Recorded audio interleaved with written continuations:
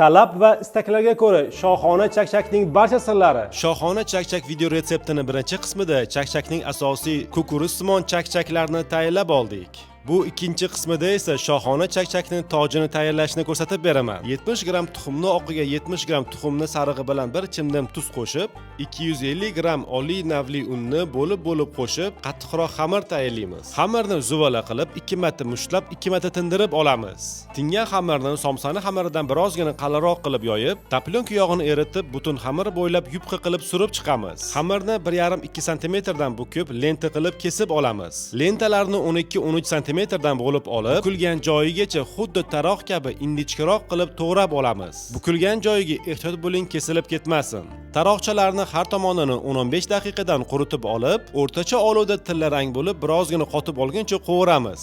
Chakchaklar idealni buralishi uchun birozgina o'zimiz ham yordam beramiz. Chakchaklar pishib chiqqandan so'ng chiroyli buralganlarni tashqi ko'rinishi uchun ajratib olamiz.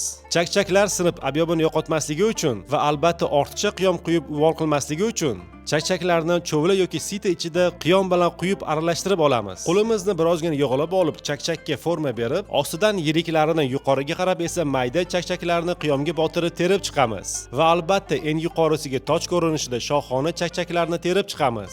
Aziz va qadrli vatandoshlarim, kelayotgan Ramazon hayiti barchamizga muborak bo'lsin.